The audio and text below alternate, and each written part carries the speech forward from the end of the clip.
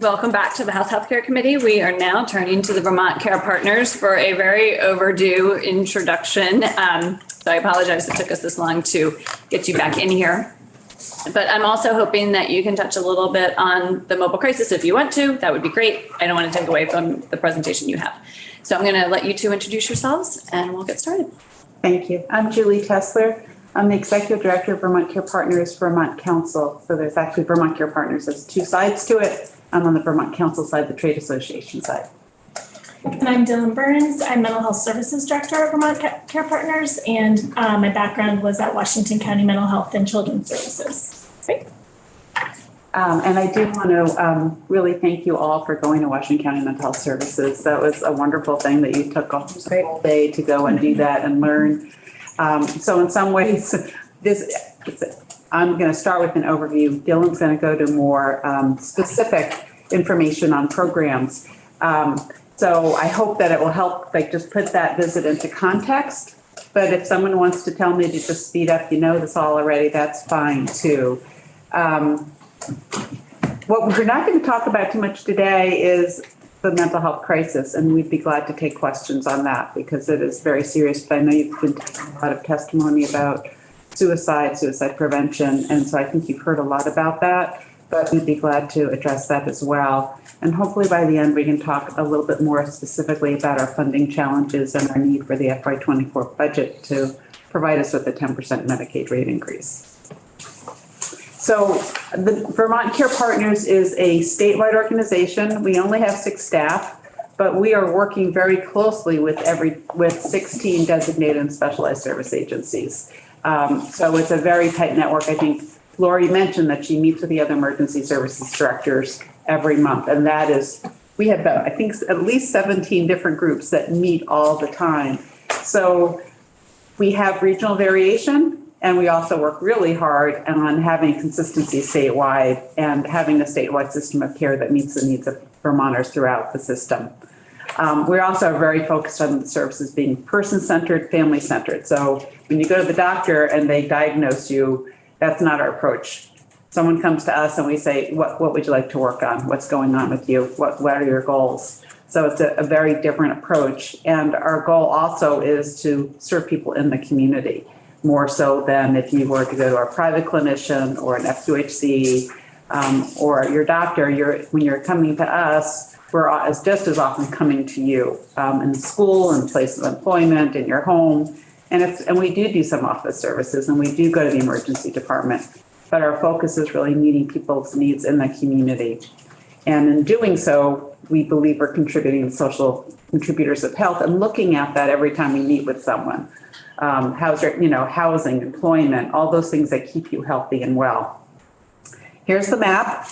Hopefully you know where your agency is. And if you don't, tell me. If you see that there's more than one agency in your region and you don't know them all, be glad to talk to you about those different agencies. The designated mental health agencies have that bottom line responsibility for their region. Our specialized service agencies provide some specialized services on top that people can choose. That's a very quick definition. What I do want you to remember is that we work really hard to provide quality services. And in fact, 90% of the people we serve really feel like the service has made a difference in their lives. And we check and they see if they feel respected and supported. And we're doing that on an annual basis and really watch that carefully. It's also important to us that we're very accountable and transparent. We want to share information about our services, obviously not sharing about the people we're serving, but what we do, how well we're doing it, how we're financed. We are probably the only health provider ever who has asked to have the Green Mountain Care Board come and study our finances. We've done that twice because we want people to know where we're at and we have nothing to hide. And we're providing 240 different measures and reports to state government about the work we're doing. So it'd be nice to streamline it, and the commissioners are open to that. And so hopefully we'll be working on that to really make sure we're collecting the right information and not duplicate information. We're also working very hard on improving integration of services, particularly with healthcare. And there's the CCBHC, Certified Community Behavioral Health Clinics. that we're, 4 agencies are involved in right now, which is a very strong focus of those programs. We believe our services are very cost effective. They're certainly cheaper than what we're replacing, which were institutions, grant and training school, hospital care. It's also cheaper than if state employees were doing it. If you had like a DCF model and you had DCF social workers out there, this is a less expensive model than that. We are continually working on becoming more inclusive, addressing diversity, equity, and inclusion. I'd say we still have a long way to go, and we know that. We're working on it, and we have a statewide group working on that. It's being worked on at the agencies, but we're going to continue to do that, and it's going to be an ongoing process, just like quality improvement is. And I think you got a sense from hearing from Lori just how dedicated our staff are. They're pretty amazing, and whenever I talk to them, I just get so humbled. They're working so hard, especially through COVID. They continue to work really long hours. When you have staff vacancies of 20%, 25%, the other staff are filling in. They're taking on, providing more supports. They're working nights, evenings, weekends, holidays. It's sheer dedication because they could make better salaries at DCF or sometimes the pizza shop down the street. But they're doing this because they care and they're really dedicated professionals, and it's really humbling to see the work they do and talk to them. And I guess you got a sense of that too when you went to Washington County. So this system is created by statute. We have mandated populations. The goal is to replace the institutions and provide the supports in the community. It is a public system, so sometimes people say, well, you're just a monopoly. Yeah, like a public utility, we are. But we feel like, I see other states where there's competition, and I don't see them meeting the needs of the people in the same way. That designated agency responsibility for the people in their community is taken very seriously. Nobody's turned away because we can't figure out how to meet their needs, or they're too expensive, or it's hard to do. We meet everyone's needs, and we're really committed to that. And our designated populations includes adults with serious mental illness, children and youth with severe emotional disturbance, Vermonters with intellectual and developmental disabilities, and 8 of the agencies are preferred providers for substance use services. And all agencies provide co-occurring services. So even if there's not a contract with ADAP, you can't provide mental health services without addressing substance use, because they just come together very often, and it's something you have to look for. You have to have the expertise to do that. The Howard Center is actually the largest substance use provider in the state, as well as our largest designated agency. And there are other substance use provider agencies out there, in addition, that are members of Vermont Care Partners that are focused simply on that, or more focused on that. I shouldn't say the word simple. Outpatient services are definitely, again, part of our safety net. We're serving people with high acuity. The wait lists vary, but there are a number of agencies like Washington County you visited that have a lot of people waiting, adults and children. And we really accept everyone in. You know, if they have no insurance or uninsured, we're going to find a way to provide support to them. We typically lose money on both substance use services and outpatient services every year, every agency, pretty much. But that's part of serving our community. That's what we do. And that 24/7 crisis response, I'm going to skip over that, and Dylan's going to talk about it a little bit more, but that is definitely part of that designation requirement, that you're there for your community 24/7. So just the roots of the system really quickly. Some of you weren't born yet, but I was. 1963. Oh my God, I came way before that.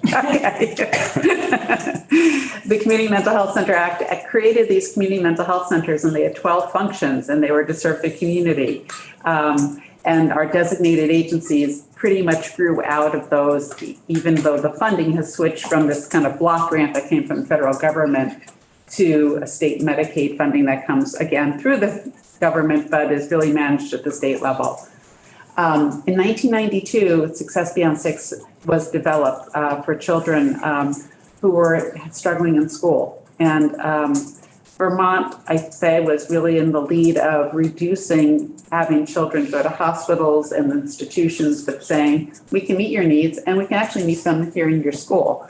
And we do have therapeutic schools. I think Dylan will talk about that. So not all children can be served in their classroom, but a lot can. And sometimes it's just teaching behavior skills and how to cope and working through some stuff. It's not, children don't necessarily need to be in our system forever.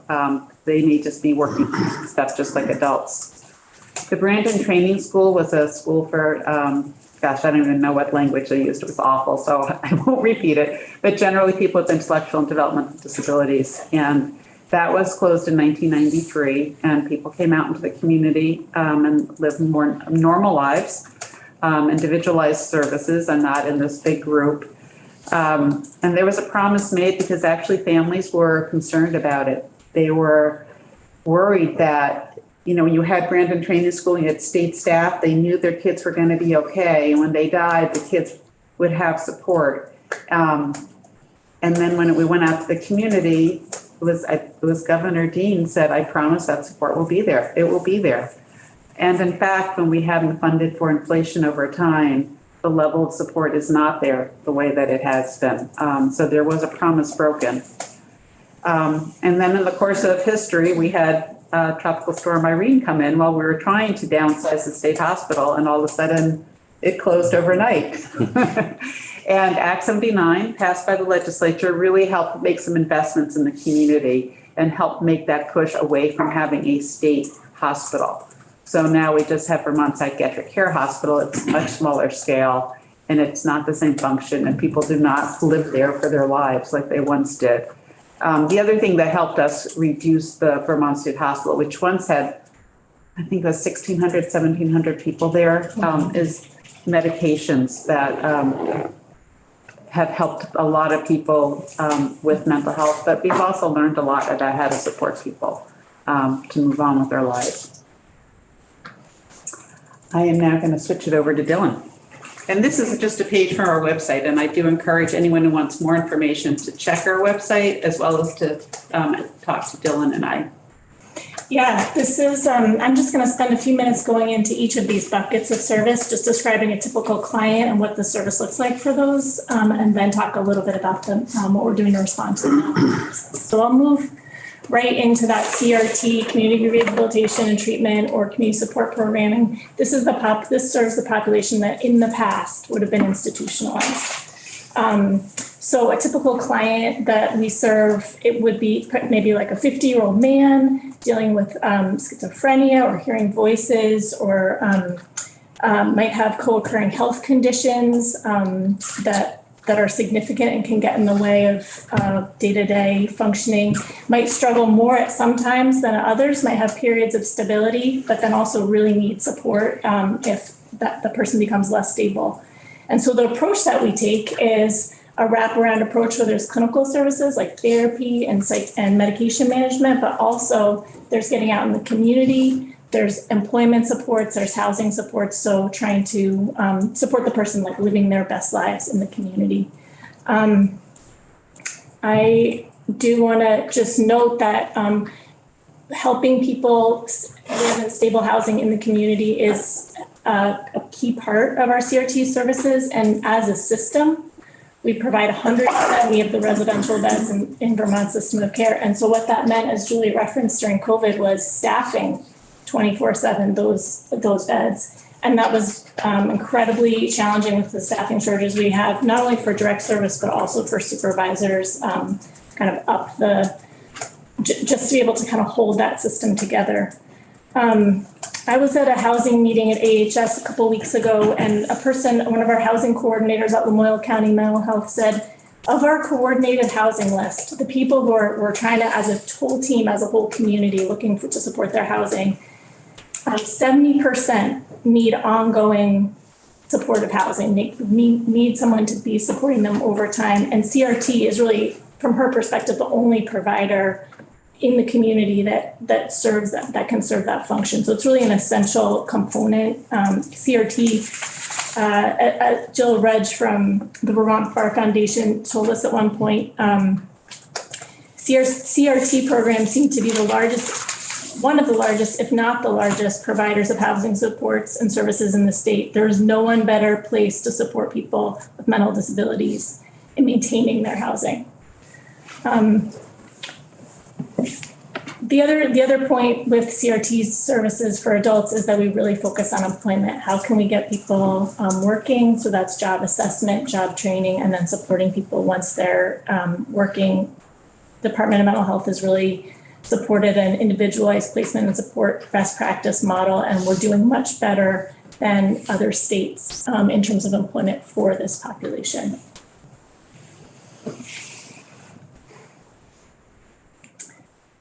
A second bucket is our clinical outpatient services. So I'm going to talk together about mental health and substance use disorder services. It's important to have that as part of our continuum for our CRT clients, as well as for those who don't need that CRT level of care. A lot of the clients that we're working with there also need the transportation, housing, have parenting issues. It kind of goes beyond the one-on-one office-based appointment. Julie mentioned about our substance use disorder 8 preferred providers, and we also have the Chittenden Clinic at Howard Center, which provides over 1,000 clients opioid use disorder treatment.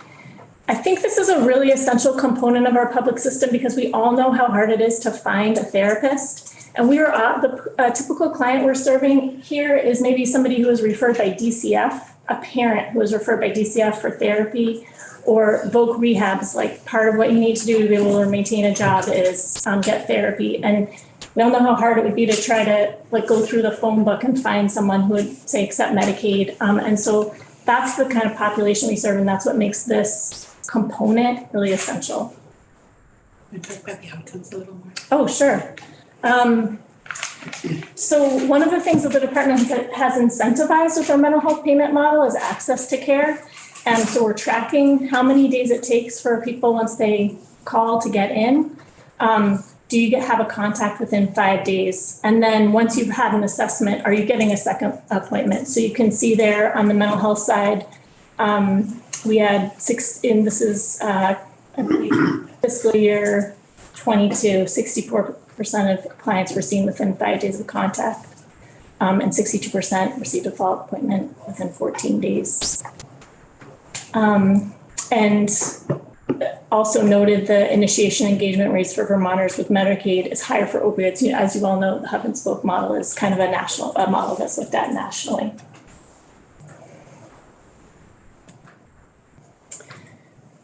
We spent a lot of time on emergency services earlier this morning. We do want to just clarify that as a network, we are excited about the opportunities that come with the federal funding for mobile crisis. And so definitely not advocating against that. What we do think will be helpful, exactly to your question, is sitting down with the department and really figuring out how that can work best within the parameters that CMS is requiring.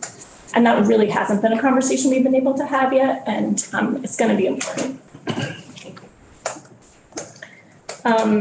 So I should know, and you may have heard testimony on this already, that, the NKHS and NCSS, 2 of our agencies, are the 988 responders, are the agencies responding to 988 calls. And so I think we all are invested in ways to think about over time, kind of how response looks, at how people understand what phone number to call, as the stakeholder engagement data pointed out, and then how we get that out to providers who really do know the clients and the communities that they're responding to. You saw in the department's data earlier just how I would want to emphasize the increase in emergency services calls year after year after year has been significant. And we continue to really focus on providing a follow-up service, which Lori spoke to a little bit too, and we're getting good outcomes in terms of how clients are reporting their experience. I'll move on.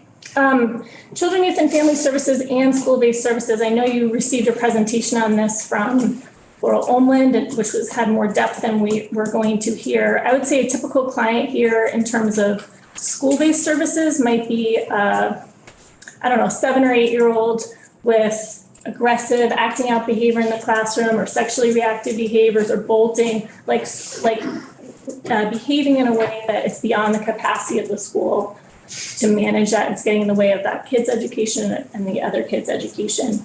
And so then in our DA system, we have tiers of available support. We have consultation. We have school-based clinician work where you can meet with a clinician. And then we also have behavioral intervention supports where there's a staff member supporting the kid most of the day or all of the day, in addition to case management. And then we also have 14 therapeutic schools in the network. So kids can start in one place and move up or down depending on what the needs of the kid and what the school might be. Another typical client in terms of our children, youth, and family services is, actually, I want to go back to school-based for 1 second. Representative Goldman, I heard you ask Laurel about why partner with the DA? Why have a middleman, or why not just staff supports directly with the school? And I think that's a great question. There are two advantages. One is the Medicaid funding that the DA can draw down, which is a big savings. Otherwise, the school is paying that full cost. But mostly, it's the clinical expertise of the designated agency and also the whole rest of the designated agency service array. That partnership allows the kid and the family to access, they can make a referral for a parent for therapy, et cetera, et cetera. So that's what that model was built on. Thank you.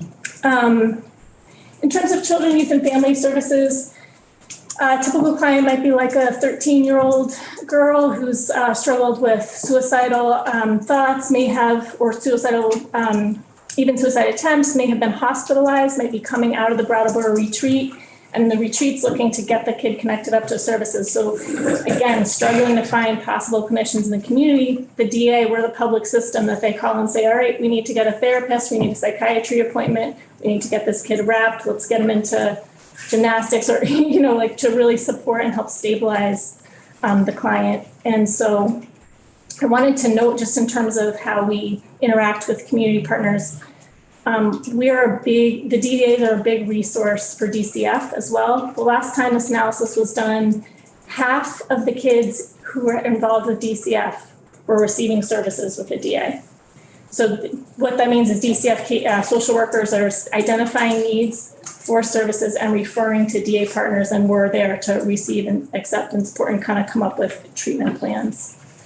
Outcomes. And so I just want to note, we have one-pagers on multiple topics, even inside each of these buckets on our website. So we just pulled out some specific outcomes here, but you can see much more in depth on our website. I do think our state identifies mental health challenges better than other states. And so we have the highest prevalence of emotional disturbance on IEP, but that speaks to actually seeing that need and matching it up with services, and it has been associated with positive outcomes. Again, as the public system, we see our role beyond just direct service support. So Team 2 is collaborative training work between law enforcement and mental health providers, but we also, and staff do teen, youth, and adult mental health first aid in communities. We show up after there have been disasters. We do suicide prevention services in schools and so on. We're working on enhancing or looking into CCBHC and peer support services and veteran services. So have a commitment, value set, and fully engaged in kind of that population health work. One question. Yeah. Can you define peer support services? Well, I had a presentation on peer credentialing yesterday, which I observed, so I feel like you may have it closer than I do, but how I think about it is people who have lived experience, being able to, so if it's going with emergency services, if it's matched with the clinician, going out and saying, I've been there, I know what you've been going through, this is normal, you're going to be okay, there's help out there. And so people whose role is defined as having had that same experience. And is that the kind of people that you're talking about right there? Peer support services. Okay, thank you. And just a note, after a crossover, I do want to have some testimony on the Certified Community Behavioral Health Center. So it'd be great if we can have one of the DAs that's a pilot to be part of that. Be glad to say that. Great, thanks. just want to acknowledge what you as a committee have been working on for years, the mental health crisis and emergency departments. And as VCP and as a whole network, we're very invested, working very hard on this. It takes investment in all levels of care to address the crisis.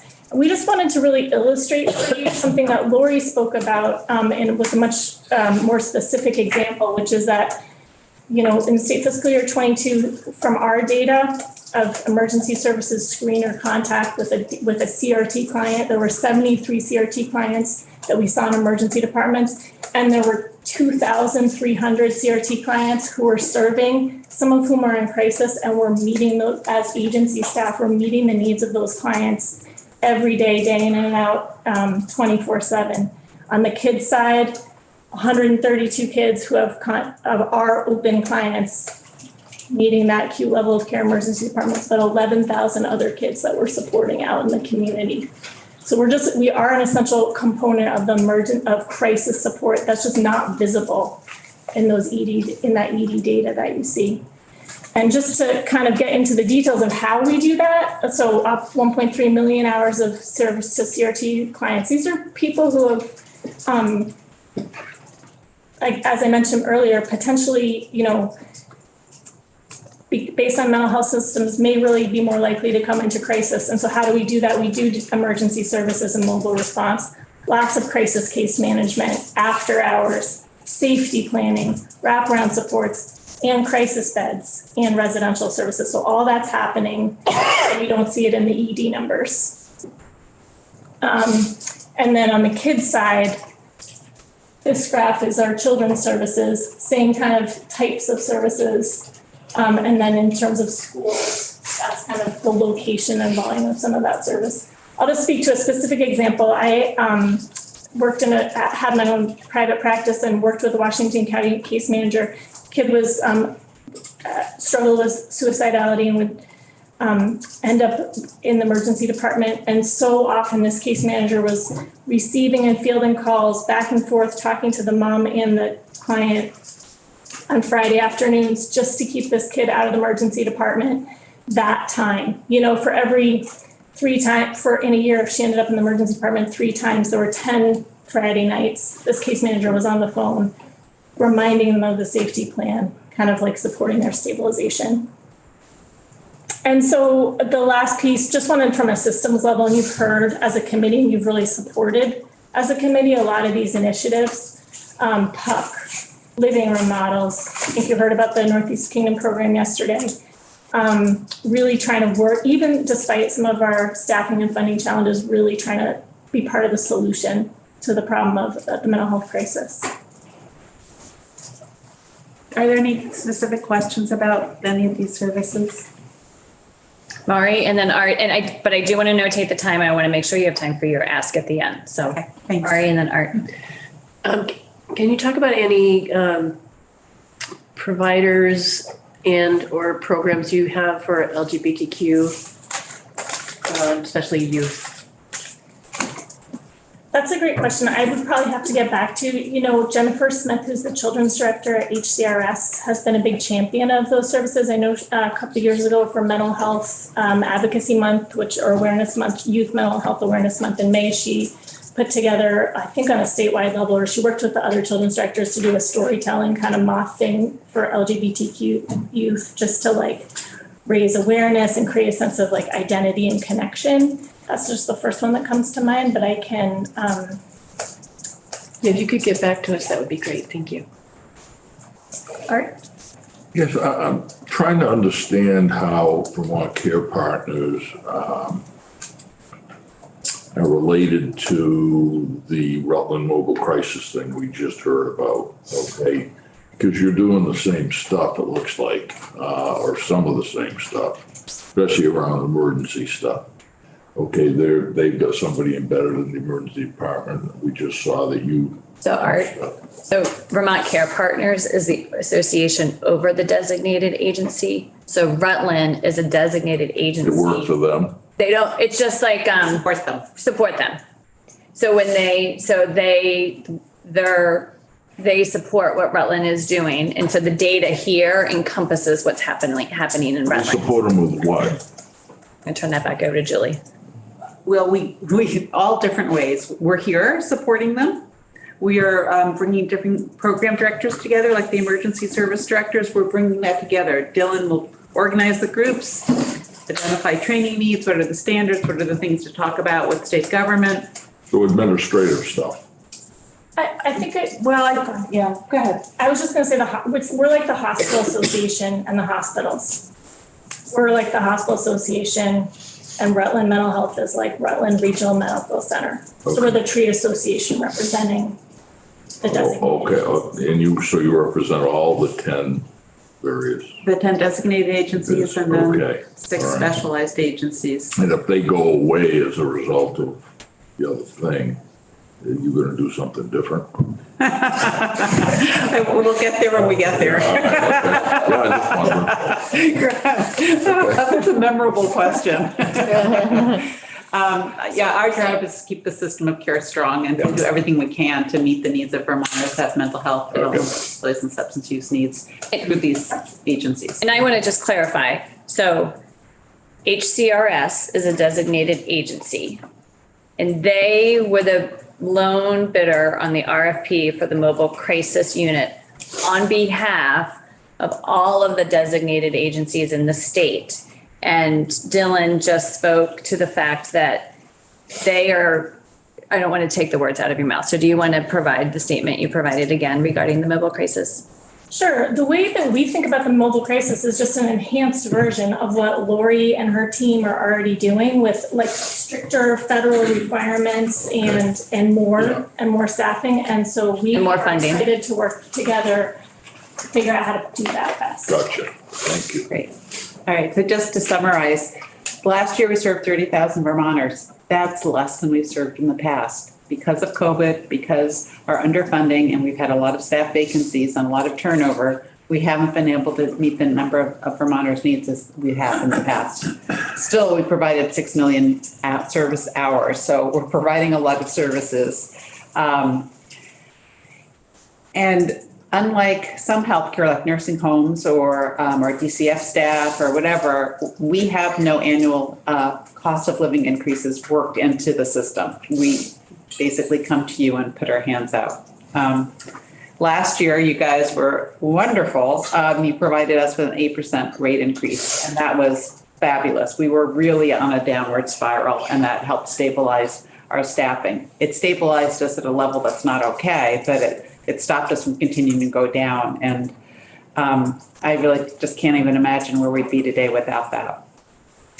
Unfortunately, the governor's budget puts in a level funding for us, which is, we were shocked, honestly. There is a provision, I've shared it, and I can share it with everyone, that basically says that Agency of Human Services should be looking at inflationary costs and demand when they develop the budget each year. Inflation went up 8% this year. So the 8% we got last year was to address where we were. With inflation continuing, health benefits are up, fuel up, the workforce crisis continues, and being able to recruit staff continues is as hard as ever. So we really we need to get better. We need to be able to meet the needs. It's not okay to have 1,000 people waiting for our services. 1,000 people. What happens to those people? Some of them go into crisis. We don't, there's better ways. It's an investment to make. When the schools come in and say we need more mental health, it's because we have vacancies and we're not able to meet the needs. Law enforcement is feeling it.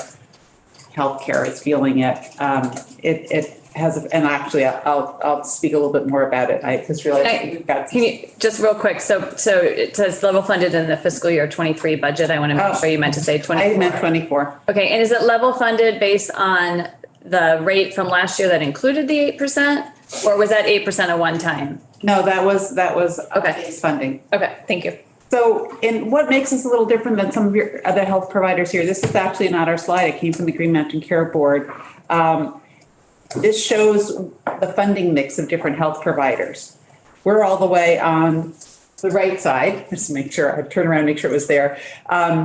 Medicaid, state funding is what we depend on. We don't get private insurance, we don't have many people paying out of pocket. We don't get a lot of grants and donations, we get some, but basically we're dependent on Medicaid. So all health providers come in and tell you the Medicaid rates are not sufficient.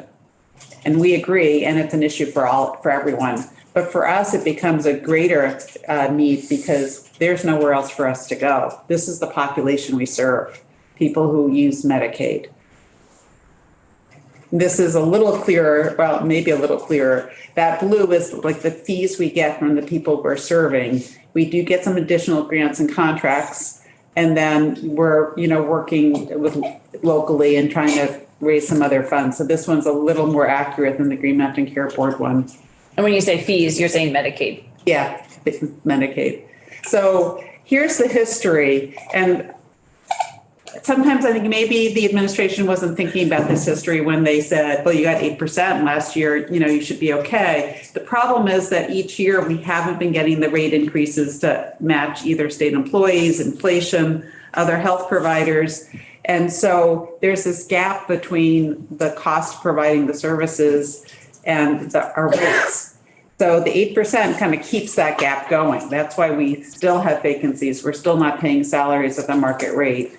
We're still not able to fully meet the needs of our community. And that's not, when I'm making these points, I'm not saying we need more money to meet more demand, which we do. We're just saying, give us enough money to meet our current expectations.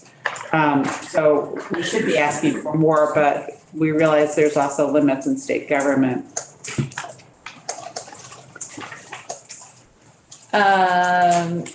Leslie, I'm going to ask you to hold that because I need Julie to get to ask. So what happens when the safety net fails? It's people are depending on us. And I think this is just reinforcing that you'll see it in public safety, you'll see it in the schools, you'll see it all over. People not even able to stay in housing without the supports they need.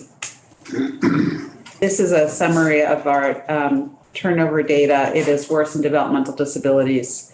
Mental health, though, it's still not good. Administration, we have a little more stability. But if you take this all together, over a third of our staff left last year.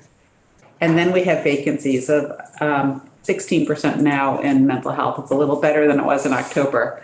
But if you put that together, nearly 50% of our staff are either relatively new in the last year or they're not there at all. That's kind of scary. We're there to provide health and safety for people, to support them in their lives when they're going through some really difficult times. And to provide quality care, you need well-trained, experienced staff. And so when we have this level of turnover and this level of vacancy, we're really creating a risk for Vermonters who need our support. And when we got to February 2 years ago, I remember we collected the vacancy data and realized that we were at 780 vacant positions. And it was shocking. And I remember sending that information to the chairs of appropriations and the chair of the policy committees. And everyone's like, we got to do something. Well, we still have over 1,000 vacancies. We're higher than that. And a lot of those vacancies are places like crisis beds and residential at night, weekends, holidays. It's really hard to with our salaries to attract people to do those jobs. So that utilization goes down, the utilization of those beds go down when we can't staff them. We literally have to close beds when we don't have staff to provide them. So here's the data. We have vacancies. We're not fully staffing some very critical services. So that's going to affect our ability to keep people out of the emergency department, to keep people out of inpatient, to help people get out of inpatient if there's nowhere to step down to. And it's going to affect our ability to work with schools. So I really do want to acknowledge that 8% made a difference. Our request is for 10%. It says 8. Oh, 8%. That second- last year. Our request is 10% this so year. that's not on our Oh, sorry. No, it version. is, yeah. 8% rate is Not on the version. what you I'm gave like- us last year. Our request for FY24 was 10%. I didn't make it clear. So we just need you to send an updated presentation because it's not on the presentation. we Okay, have. sorry. And Art, I'll answer your question in a minute. Okay. So do you know what that dollar amount is? No, I spoke to Representative Lanfer, and she said, we'll figure that out. Which was a relief to me, but we can do an estimate if that would be helpful. That would be helpful. Okay. For our purposes, to be able to put this in as a potential recommendation, that would be helpful for us to know when we compare it to the other requests that are out there. Okay. Thanks. We did get 4 million ARPA funds last year, and that was really helpful. And then the premium pay was very helpful too. I'm a little worried because it's going away. And that help that it provided. So people had to sign something saying, I'll take this bonus and I promise to stay. And for a year, they got it at one time and it wasn't, or it could be in 3-month quadrants. And the HR directors say that really helped. So that's going to go away. We also had gotten a little tuition assistance and loan repayment. And we got 1.25 last year. It hasn't been distributed yet. We had gotten 1.5 before. We should have over 6,000 employees. In fact, we have 5,000 current employees. Spreading that money out to them, that we're not able to provide the level of award that would really make a difference. So if we give someone $3,000 to pay off their $60,000 of master's level clinician loans, it makes a small dent, but also they could go to the FQHC and get a $20,000 a year salary improvement. So which would you go for, the $3,000 loan repayment, or would you go for the $20,000 salary? We had originally worked with AHEC about how to run the program when it first started, and they said you shouldn't give anything less than $15,000 to $18,000 if you think you're going to have an effect. But we also wanted to be able to have more than a few people access the program. So we're asking for 6 million, and we actually really need the language this year to say that it'd be for all of our staff. Right now, it's only for mental health and substance use staff, and that's really demoralizing for the other staff at the agency when one can get it and one can't. And this is a way to help grow the workforce, to help people sometimes to get their bachelor's degree, sometimes it's to get their nursing degree or a master's clinical degree, but we need to make these investments or we simply won't have a workforce. So that's our ask. So I have a couple questions on that. So what did we give you? What was last year's number? Do you remember? 1.25 million. And did everything with the that had to go through AHEC get out the door? Has all the money been spent? We didn't. Well, there was a 3-year delay in the first award because it didn't work out working with AHEC, and in the end, the monies were. They decided to have Vermont Care Partners administer the money at no cost. Okay. And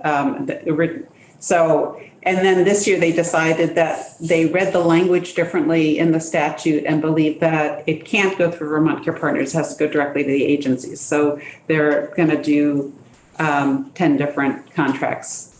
So who's they? Who's they? Agency of Human Services working with the Department of Health and the Department of Mental Health. Staff at the departments have been great. They really support the program. All the ARPA funds are slow to go out for all of these initiatives. So that's the ARPA funding. So it has not actually been put out the door yet for that piece. It has not. Okay. So we had gotten 1.5 million from tobacco funds previously. Okay. And so is there anything more that you have written up on this that you could send us your ask rather than just this that you could send us? Okay, great. Thank you. And I'm sorry, in that request, can you put how much of the 6 million you want to go towards some type of scholarship versus a retention? Or is it? Tuition assistance loan repayment, we actually like to keep that together. And so the agencies can then to their staff, you can apply for tuition assistance or you can apply for loan repayment. And we're finding, I think mostly loan repayment but there's also, there's both. People want both. So having that flexibility of having one program within one program has been very helpful. So is the full $6 million request for that versus having some retention money over here? So I thought you gave bonuses for we'll give you $3,000, the numbers I'm making up, $3,000 to stay for a year. That was a premium pay program. And so you're not asking for anything there? I think that's over. Okay. So I guess we're accepting that that's over and we're focusing the tuition assistance and loan repayment. Okay, so that, if you can make that clear in your request. Yes. Daisy, did you have a question on I the have a money? couple. Yeah, one is if, at this point, we've spent several million ARPA on retention and on those bonuses. Can you start to collect some data, if you haven't already, on the specific number of folks who have been distributed those bonuses and how effective they have been? Because I've never seen any retention data on this, and I think it would make that ask much more compelling. The other question I had is around the school-based services, CYFS, is the Building Safer Communities Act had a lot of money in it for Medicaid to work with DOE and mental health agencies to facilitate billing Medicaid for school-based services. Are you aware of any movement on that with AHS? I could be wrong about this, but it's my understanding that Vermont was actually ahead of the curve in terms of like building those systems, like the systems that we already have are leveraging Medicaid in ways that other states hadn't built those partnerships. So I'm not aware of like new efforts to use Medicaid in different ways in Vermont. And Daisy, just so you know, we're doing a joint meeting on that with House Ed next week. Last question. You mentioned that many of the DAs are treating co-occurring disorders. Are there any formal relationships, referral relationships between DAs and the hubs? Yes. And spokes. Great. We're past time. I know, Leslie, you had a question. Are you good? Okay. Anyone else? Thank you. So a write-up on your ask would be really helpful. More information is what we need to be able to, as you know, we have a tough job ahead of us to decide what we're going to put forth to the Appropriations Committee. So appreciate your time today. Yeah, thank you.